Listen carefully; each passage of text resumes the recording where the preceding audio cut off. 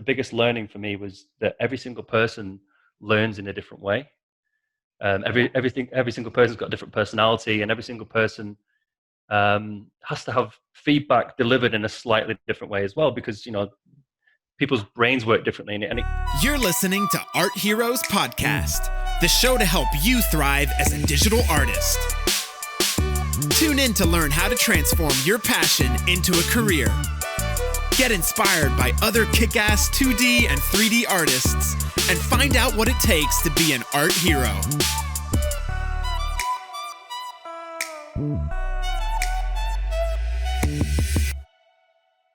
Hello guys, and welcome to the Art Heroes Podcast. My name is Maria JD. I'm your host, and I'm here bringing all the industry experts and insiders to help you understand and navigate the world of digital art, would that be video games, VFX, or anything around and in between. And so today we've got Stu Bailey. Stu Bailey is an art director and a director at Real-Time UK. It's actually one of my favorite studios. They're really small, but they produce great cinematics, and should definitely know about them as well. So I'm really excited about talking to Stu. I've got a bunch of questions, starting from hiring in the studios to working as an art director. So let's see what Stu has to say. All right, we're now recording. Stu, thank you so much for coming on the show. Really appreciate you being on the Art Heroes Podcast. Hi. Hi. Yeah, no, it's a pleasure. Look forward to chatting to you. Yeah, Good. awesome. Yeah. I've got tons of questions actually, because it's not that frequent that I have an art director and a director of a major production studio on the show. Yep. So I'm really excited. Cool. Hopefully I've got some interesting things to say. Yeah. So Stu, I know you're running Real-Time UK, and you've been basically on it for ages. I don't know for how long actually. Nearly 10 years now. Jesus Christ. Nearly, yeah. So can we start with your story actually? How did the whole thing start, and what came first? Yeah, sure. I mean, I'll give you a brief kind of backstory of my art education, I would say. So kind of started off in college studying art and design, which was, for me, looking back on it now, was a really good time in my life, because it was such a broad syllabus. So we studied fine art, we studied sculpture, textile design, fashion design. So kind of looking back on it now, I feel like that was kind of the foundation for becoming an art director without even knowing it, because it was such a broad spectrum of study, and I just found myself kind of loving everything, not one particular thing, which is kind of the trait of an art director, I think. Someone that's kind of got the fingers in lots of different influences. Yeah, definitely. So that was like a 2-year course that was straight from high school, and then I kind of specialized in illustration at university, animation and illustration, which was cool. It's a funny thing, university. You're at that kind of age where going out a lot and partying is just as important as studying. So it was kind of one of those times in my life where I didn't feel like I progressed that much as an artist, really, compared to college. Probably technically I got a little bit more proficient, but I kind of felt like I lost my focus a little bit at that point. So I kind of finished in university doing illustration, and it was a period in time where illustration was kind of dying away a little bit. Okay. So I was doing work for magazines, editorial illustrations to go along with articles, and then eventually ended up being a fashion illustrator, weirdly enough. So I was working with a fashion house doing marketing imagery, fashion illustration for. What's fashion illustration? It was kind of a weird one, really. So this brand in London that I worked with essentially would kind of get me to draw figures for them, and then I'd kind of Photoshop the clothing onto the figures. So you had an illustrated person, pencil sketch or whatever, and then with a photographic dress or kind of jeans and cool top that they designed. So it's a mix between illustration and fashion. So it was quite a cool concept, and I kind of worked with those guys for a year or so. But ultimately, it was kind of an industry that was really difficult to kind of find consistent work in the illustration world. So I kind of did a bit of research at the time, and I just, it was the early days of kind of concept art being well known. there weren't any big schools, or all this kind of thing that there is at the moment. There was nothing online really, and the only thing that was out there that I found was Nomon. Feng Okay. Zhu, Scott Robinson, all the old school guys, probably for the younger audience. And I was just, oh my god, this is amazing. This is just like the best thing ever. I can't, imagine having a job, drawing weapons and environments and characters for feature films and for games or whatever it would be. So I just immediately purchased as many of these DVDs as possible, because I mean, I had a fundamental knowledge of design and artistry anyway, but it's kind of a different thing. Designing specifically for a script or for narrative. So yeah, and I started studying away, and landed a job at a game studio in Manchester. I'm from Preston originally, and Manchester's about 30 miles from where I live in the north of England. And I got my foot in the door at a game studio doing some character design work for like concept originally. Yeah, concept design. So it's kind of like a Grand Theft Auto style pool game. Terrible, rubbish. Probably my designs are rubbish as well. But I got my foot in the door. And that was the start of it really. And then I worked my way up at that company.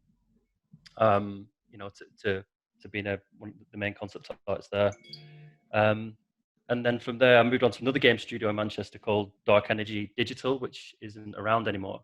But that was an amazing time from an educational point of view. And I ended up working with a team of 3 other guys in a studio. All of us just doing concept art from 9 till 5 every day, all pushing each other, And the guys that I work with now have all ended up being top guys in the industry. My friend John McCoy, who's one of the best concept artists, out there at the moment, working for ILM, worked on all the Star Wars films. Mm-hmm. My other friend Steven Mullaney, who went to NBC as a texture artist, got to the top of the game there as well. Now he's changed his career into being a freelance character artist, and he's again just absolutely amazing at what he does. And then the other fellow I was with was Pete Amacree, who's known online as Summer Pudding. I think he's just got a beautiful style to his work, very painterly. So I was just fortunate to be and I ended up in a room with like 3 awesome artists who we pushed each other for like 3 or 4 years. Wow. Constantly learning, constantly being bettered by the next guy across from you, new techniques and all this kind of stuff. So I just feel so fortunate that was something that happened to me. I think if it hadn't, I probably wouldn't have been where I am now because of those guys. We're still in contact. We're best friends, we're in contact all the time. So yeah, and from there I kind of started freelancing for real time, doing bits on the side. So I was working like 24 hours a day, doing my job during the day. I had a friend at Real Time who asked me to do some freelance work, and I was working I killed myself about 2 months basically. I got to the point where I was like a zombie. Really familiar with stories like that. Yes. Yeah. I couldn't do it now. I mean, at the time, being in my early 20s, I could do all nighters and go to work next day and things like that. But I just could not do that now. I try, but it takes about 3 days to recover when I do. Yeah. Same. So then Real Time just asked me to come on full time. So I was a kind of concept artist and matte painter. That was, I think it was about 9 years ago. I think I'm coming up to my 10th year soon. And within a couple of years there, I think it was about 2 years, I worked my way up to kind of being art director, which at the time I was like, I've got no idea how to art direct. It's like you kind of move up to that situation. And I think being an art director is probably different in every line of work. I think a film art director, a games art director, a cinematic game art director, the different things. There's a consistency with you pushing the quality of the visual fidelity, but apart from that, there's so many differences or nuances between them.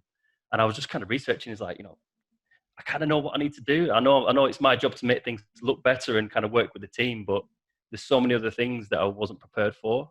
I was still quite young at the time when I got made art director. So, all the management side of things, dealing with people, how to get the best out of people, all of these things that nobody tells you. Was, I was like, oh my God, it was all this scary stuff. And then about 2 years ago, maybe just a little bit more, I started to kind of actually direct shows as well. And I think I've done about 5 or 6 cinematics now, where I've been art directing and directing. I think the two go hand in hand. in my line of work anyway. And it's amazing. I absolutely love it. It's been a real journey and a real natural progression to get to where I am now. But yeah, in a nutshell. Yeah, I see. I mean, like, this is really amazing how whole things kind of folded together and worked out. So I wanted to follow up a little bit on what you just said, that as an artist, you didn't expect all the things that came with an art directing position. Yeah. So, can you briefly just, briefly explain 10 years of your life? No, we've just done that. No, Yeah. so briefly explain what are major, let's say, differences and what the art director, at least in your line of work, does. So you're mostly in charge of cinematics, or is there something else? Yeah, it's. I mean, I know real time UK for cinematics. I've seen everything you guys worked on for the past 2 years, 3 years. We do a lot of things at real time. Yeah, we've got 3 main branches to the studio. So we've got the automotive team, which work with the biggest clients around the world. Aston Martin, Volkswagen, McLaren. So they produce super high end, photorealistic, kind of marketing imagery. Okay. So I kind of get involved in that a little bit from time to time, but that isn't really kind of where I'm used mainly. But my main remit is across cinematics. So that's either in engine or pre-rendered, and also TV as well. So we've kind of moved into TV a few years ago. So I'm involved in the TV art direction side of things as well. So yeah, I mean, to answer your kind of question about the learnings of becoming an art director. Yeah. Like I say, it's it's easy for one person to kind of better themselves and train and improve themselves, but when you're responsible for kind of other people, you almost kind of have to put a different hat on. And the biggest learning for me was that every single person learns in a different way. Every single person's got a different personality, and every single person has to have feedback delivered in a slightly different way as well, because people's brains work differently, and it takes time to learn how different people tick, and about how to approach different people. Some people you can be much more upfront and blunt, let's say, that's not looking right at the moment, X, Y, and Z, and other people you have to be a little bit more tactical and say that, there's some really great elements to this, but maybe if we did this. So, it's about how to approach people, because if it's about motivation is I find is the main thing. It's being honest with people and knowing that when you, and having integrity about what you do. So people know that when you do give feedback, it's for the right reasons. It's not for egotistical reasons, and it's not for, because I'm this, you've seen all the memes, art directors standing over people's shoulder asking for pixels to go 5% one way, 5% the other way. It's like, that happens, every now and again you do have to do that. You have to say, can you just put down 50%? It's like, it's a joke in the studio that I say that all the time. But but yeah, it's just kind of learning to approach people, and they know that when you're giving them the feedback, you're giving it in an honest, open way. You're accepting their criticism, and you listen to their criticism of what you're saying, and sometimes they're right, and it's being willing to be wrong as well. I think when I first started, I was too brash, and I was like, yes, it must be this way because I'm the art director now, and X, Y, and Z, and you learn quickly you don't get anything out of people doing that. You just get a wall put up against you of resistance, and it's about kind of communicating with people and just learning how to deal with individuals. That was such a journey, and it's I'm not saying I've reached the end of that journey even, but as soon as I realized that, everything changed. As soon as I realized that I can't just have a one way of working, it has to be catered to specific individuals. So how much art is there in your personal, in your day? Do you actually get to create something with your own hands, or is it mostly about training your eye and making basically the other artists kind of align with what needs to be done? A bit of both. Yeah. I mean, okay. I think it's really, really important to keep your hand in. I don't think you can really be an art director if you can't produce decent artwork.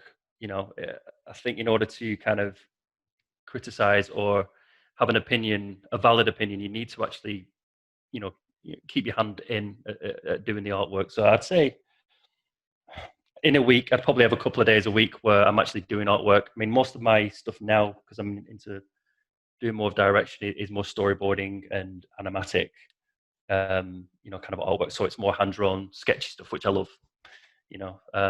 which is quicker and kind of fun to do.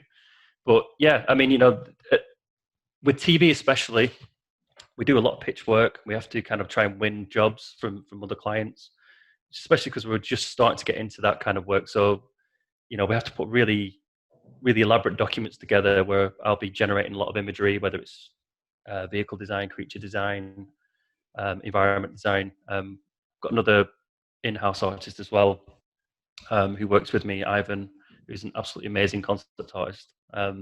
His environment work is absolutely stunning. Just blows me out of the park. So I keep to the environments and keep to the creatures and vehicles. So yes, we do a lot of work. I do a lot of work still, hands-on kind of thing. And then the other half of it is being sent things from the guys as well, work in progresses and giving feedback. And I think the main thing is my job is just to keep an eye on the client's vision and what the client.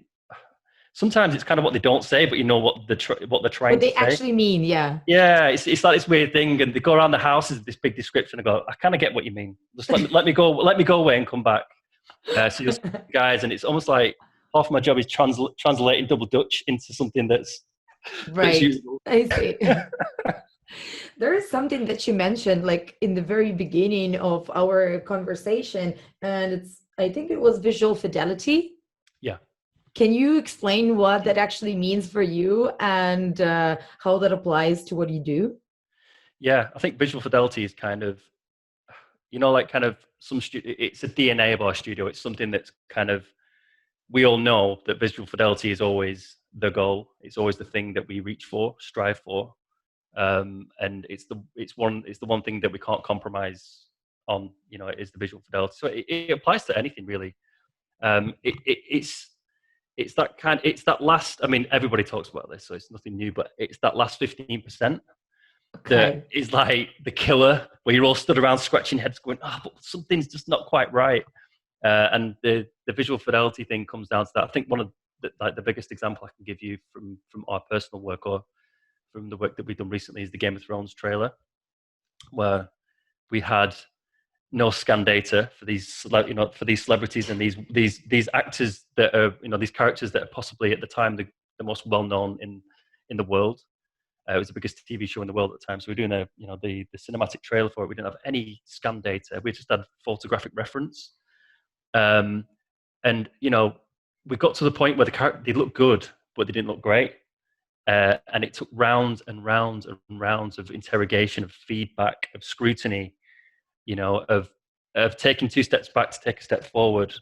And visual fidelity, it's just that it's not settling for something. It's stopping and going, okay, could it be better? Asking that question, could this be better? And if it can be better, then you have to try and figure out how. And it's never an obvious answer. It's always just a lot of people getting their heads together and pushing it. And until you see it, you can't even realize what that could be. Mm-hmm. But visual fidelity is just basically blood, sweat, and tears. I love that. I love that. Well, not that last part, but like, but like the concept, which actually brings me, to the next thing that I was really curious about. Most artists think, at least like beginner artists, that you learn a lot of the skills before you get a job. Mm-hmm. So now that you've been in the industry for decades, how do you see the whole process of learning on the job?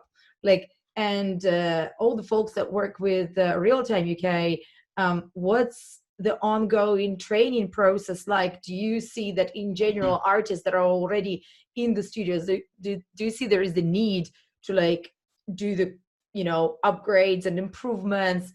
Because for example, the Game of Thrones character is a pretty vivid example. It's a teamwork, but eventually it's a quality push.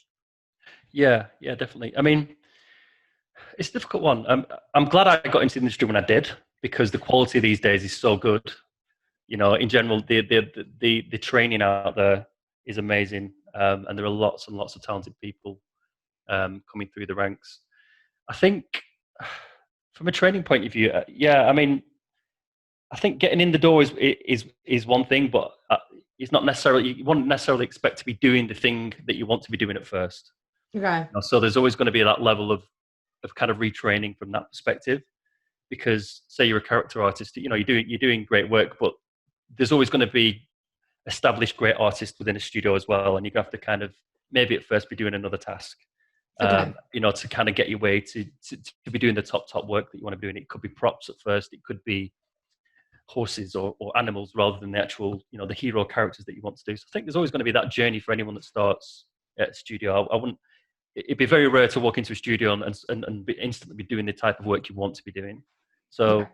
I think that comes down to just being open to take on whatever challenge you're given. Yeah. You know, with the knowledge that you've got the sustainability within yourself to stick out these tasks and to work your way up to be getting, you know, to the projects and the jobs that you want to be working on. So Yeah. yeah, that's kind of the process. Really, I think at real time, you know, you'll come in and work on it. One thing I will say about a studio of our size, because we're only like 50 people. You know, it's not a massive studio by any means compared to some of the big guns out there. You know, like you've got your Blur Studios or your Axis and all this kind of thing. There are hundreds and hundreds of people. We scale up, but the core team is only about 50 people. So young artists that do come and work with us do probably get much more responsibility than they would do at a lot of other places, and a lot more pressure put on them. So we're kind of one of those studios where you either sink or swim. You know, it's like there's nowhere to hide. There's no kind of, you know, departments to hide behind. It's kind of everyone has to kind of step up and really kind of show the worth. So personally, at real time, yeah, I think there'll be a very good steep learning curve Yeah. for anyone. Yeah. So how frequently do you guys make any changes in the pipeline, or like, you know, use new tools or new software? Because, you know, like as an outsider, we always hear like, this is the new thing, or that is a new thing. You must learn Blender. Yeah. So talk to me about like Blender and other like new big things. Yeah, I mean, from personal experience, Blender for me is awesome, because Okay. I love to do animatics, storyboards, grease pencil, 2D/3D. Animatics for me is a revolution that I'm going through right now, kind of learning wise, because I used to do everything in 3D, in 3ds Max. You know, I'm an artist at heart. I don't want to be moving 3D models around, posing them, and all the rest of it. You know, I want to be drawing, Yeah. moving images. So for me, it's like, wow, this is the revolution. This is the thing I've been craving for years. I think from a pipeline point of view, for us, Blender isn't quite ready yet with some of the, you know, kind of processes that we need to get from it. Although we're keeping our eye on it, and it's very, very exciting. What we'll say is that the revolution is coming from Unreal Engine, personally, Okay. both in the client's need, because there's a new taste from the customer, from the consumer, from the players of games, to have content created in a game engine. Right. You know, pre-rendered it's got its place, and it's amazing. It still is the best fidelity.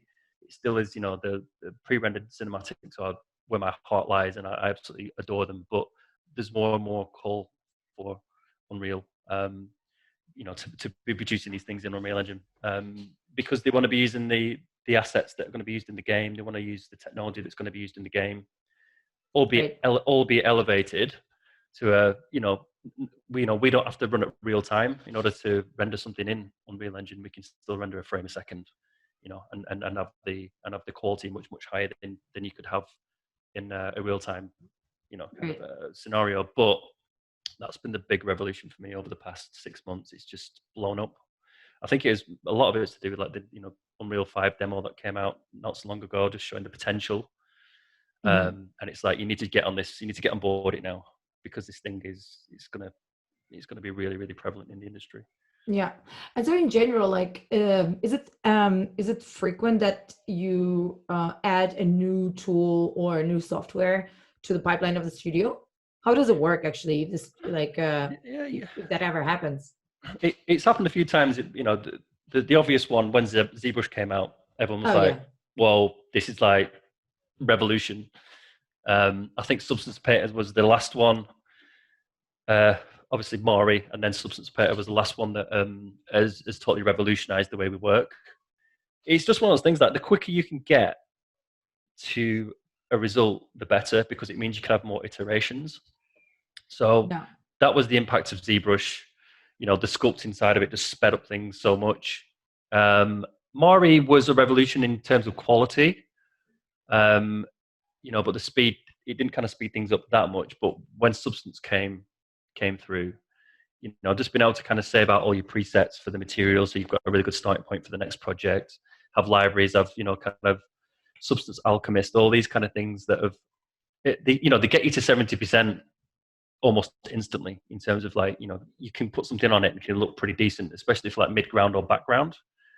Mhm. So as soon as something comes out, our guys are on it like straight away, Okay. and we're testing it internally. And normally, kind of the natural way things happen. I wouldn't say we haven't got an R&D team per se, Yeah. but what will normally happen, someone will just do something awesome in it, and everyone will be like, "Yep, we're using this now. Let's just figure out a way to kind of get this into the pipeline." And it's normally fairly simple to get it into the pipeline. It only takes a project to kind of figure out all the nuances that we need to get it to work. So it happens quite regularly. We check out every new piece of software that comes out, and some of them just stick because they just speed up the process so much. Yeah. So from your perspective, again, like, I'm probably thinking of beginner artists that are, or juniors, not necessarily the complete beginners, right? Yeah. Who are entering the industry. Would you consider like golden standard that an artist, like a 3D artist, must know to get a job? Like, ZBrush, I guess, is a given. Yeah. Yeah. What comes with it? Yeah, I mean, again, I'll talk from our perspective. Yeah. Being a medium-sized studio, not a huge studio. So I'd say that we're a generalist kind of studio. We like people to be able to do quite a broad skill set, Okay. and I think that's actually becoming more and more powerful across the industry because, being Yeah. realist, budgets are coming down, timescales are coming down, the quality needs to go up. So kind of the solution for that is to have more people that can do more things and less specialists. So that's kind of what we look for, really. So someone that, say, if you were a modeler, we'd look for you to do obviously textures but also kind of shaders as well. So you could actually get your model to a fairly decent part where you could almost actually go into a cinematic. The lighting artist and the specific shading artist may go and tweak things afterwards, but Right. we'd expect someone to come into our studio to be able to actually sculpt, texture, and do shaders. Right. Wow. For instance, for DMP, we can't really, we have DMPs that, your concept art, you'll do the 2D matte painting and also the 3D DMP side of it. So that's kind of the broad skill set that we're looking for. And that's kind of across the board, really. Our lighters can texture, can do groom, can, obviously do shader work. So, we look for someone to do like maybe one step either side of their specialism within the pipeline. Yeah. And I think in the future of the way things are going, that's actually going to be more prevalent in other studios as well. Yeah. Interesting. So, and in your case, guys, like who normally takes like hiring decisions, when you need to onboard new artists? Is it like, do you get like, I don't know, like, let's say a panel? We barely have that luxury because we're always so busy. Yeah, that's what I'm thinking. Yeah. I mean, it falls. There's a key few people, really. So there's the head of production. I direct, and there's another director in the studio as well. We're the two in-house directors. So it's normally kind of one of us three, really. Obviously, we've got a full-time recruitment employee as well who sources the talent. We'll do the first stage of screening before it gets to us, and then he'll present us with options. Yeah. And then we'll kind of look through those options and pick the best one, or tell him to go back and find some more. Yeah, exactly. One of the two. Yeah, so that's kind of the normal process. Right. Okay. And what are you, but specifically, like when you are looking for or at portfolios, or when you're looking at new artists, what are the things that you are looking for? So for a person to stand out, like just for you personally. Yeah, it's a difficult one, that, because a lot of the time when we're looking for people, it's project specific. Okay. So we're kind of, like I said before, if we're looking for someone to come in and help out in a generalist way, we'll look at someone that's got a bit of effects work, hopefully a bit of modeling, a bit of shader work, someone, or maybe someone that's actually done their own personal projects, and you can actually look at it and see this person's done even the camera work, from beginning to end. That's the ideal candidate, where you can see they've got an actual true generalist mentality, where they can actually, if you wanted to, you could give them a project on their own and they could do it, because they can fit into the pipeline anywhere really and help out in a lot of different areas. When it comes to kind of concept art, I've got the kind of the same ethos that I'm all for the new phase of concept artists that can actually produce a little bit 3D as well. Okay. Because I'm always concerned about pipeline and production. And for me personally, if someone can do a 3D block out, paint over it, and that 3D block out has got the right proportions, it's assembled in the correct scale, which we always kind of check before you start doing things, then I can actually give that to the previs team, and we can actually start using that for animatics and start using that for pre-visualization as well. So I'm always kind of thinking 2 steps ahead in terms of the concept and design department as well. So that's really interesting. Yeah. I think you've always got to do that. You've always got to kind of think about how they could fit into a bigger process. Right. And anyone that can help out either side of the specialism is beneficial to us. Yeah. So now that you mentioned, like a pipeline and people and everything in between, so what do you consider like your biggest challenge, like at this point? I think it's just the ever increasing quality. Right. It's like sometimes you think you'd love to go into work, and then all you've got to do is just, I don't know, put a label on a tin of beans, and it's never going to change. The tin of beans are going to stay the same every day. It's like, this is just, yeah, I can just do it. But every day we come to the studio, somebody has just brought a new trailer out that's better than the last one. The quality is better. The artwork's got better. It's got more content in it. So it's like every day you come in, and our industry is just constantly evolving. Like you said, new software all the time. Do you feel this pressure? Yeah, of course. Yeah. I mean, I kind of thrive off it at the same time, because that's why I love what we do, because I don't want to, I was joking before about the tin of beans thing, but I don't really want to be that guy stood on a counter doing that. But, you've got to decide, do you want tin of beans or not? Yeah, but there are certain days where you think, like you said, you'll get up and you'll log in and you go, oh, all right, cool, a new piece of software, that looks awesome. Oh, I'm gonna have to learn this now.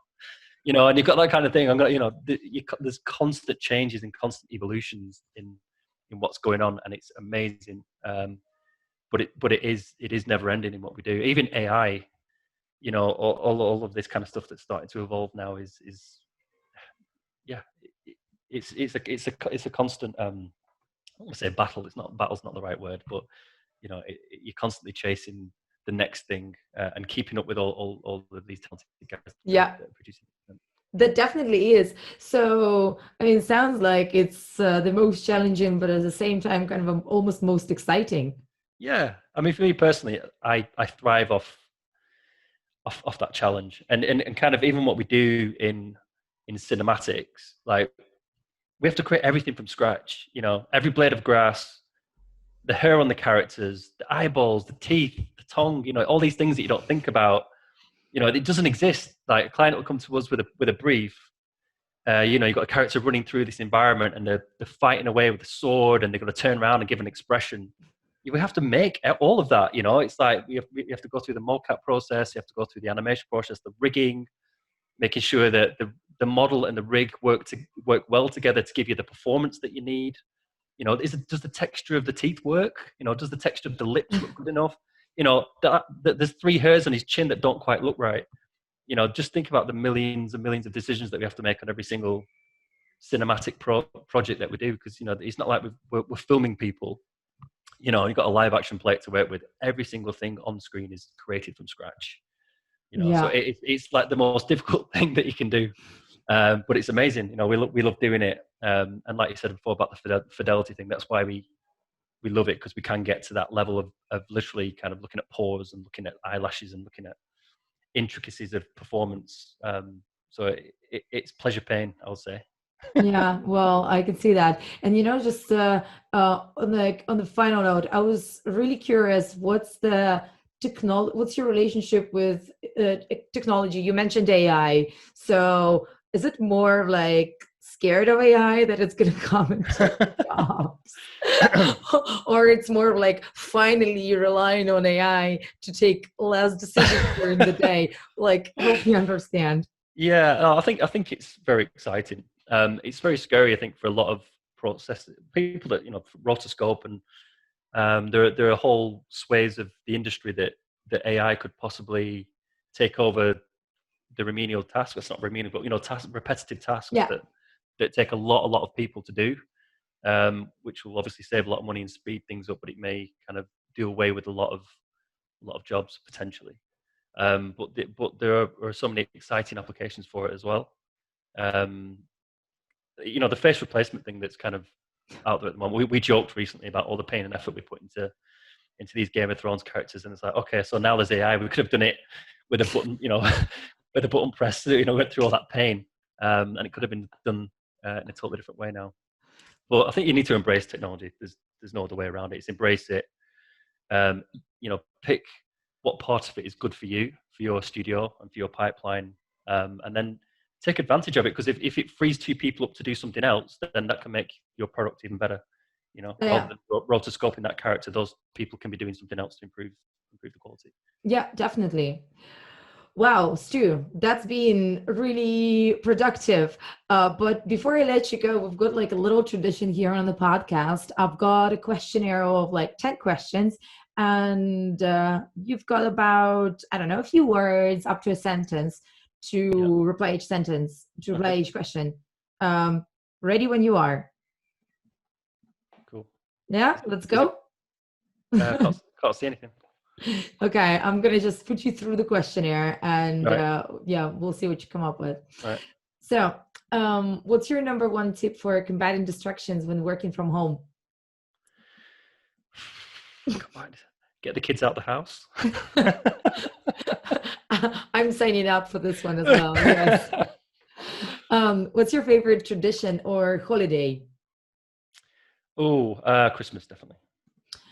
What's your favorite way to get in some exercise? Luckily, I've got a gym at home, so I've been very fortunate to keep working out all the way through. Amazing. What's your most used emoji? Winky face, definitely. Cheeky winky. Okay, cheeky winky. What's your source of inspiration? Anything that's good. All right. What's the best piece of advice you've ever been given? Be humble. How do you celebrate little victories? Very quietly, knowing that there's probably going to be a little failure coming just after it. Oh my God. That's how I stay humble. No, please. Okay. Okay. If you could see one movie again for the first time, which one would that be? Oh, The Matrix. Right. Blew my mind. Of course. Yeah. If you could choose any 2 famous people to have dinner with, who would you invite? Oh, that's a really good question. They can be dead. I mean, they don't have to be. I choose my favorite director, Jonathan Glazer. Okay. I don't know about him, and probably my favorite artist. Yeah, I'll go for Ashley Wood. He's probably my favorite artist, I'd say. Okay, cool. And finally, what's your backup career? Chef. All right, man, that's amazing. Okay, cool. You're done, Stu. Thanks so much. Cool. Really, really appreciate that. Was really, really cool. And I hope you're not too exhausted after this. Oh, it's fine. No, don't worry. I've got about 50 messages on my other screen of people trying to hound me. So yeah, I'm sure so. I'm sure so. Well, all right, Stu. Thanks again so much for coming, and we'll stay in touch. It's been a pleasure. Thank you very much. All right, cheers. Bye. Thanks for listening all the way until the end, guys. And just a reminder, as you're listening to this podcast, we are now in the challenge week for the Monster Challenge 2020. We've got a lot of prizes, and we've got really cool content that is absolutely free, a bunch of tutorials that we're releasing on daily basis, and there is still a chance for you to participate, submit your a monster, and probably win something. So I'm leaving a link about the Monster Challenge just here under this video, or if you're listening to this podcast, there is the same link in the show notes of this episode on Art Heroes website. So I'm really looking forward to having you as a participant of the challenge, and I'll see you next week. Cheers. Thanks for listening to Art Heroes Podcast. Check out www.artheroes.co for show notes, more interviews, and free tools made for you by our team of mentors. Tune in next week for more inspiration, and keep up the great work, hero.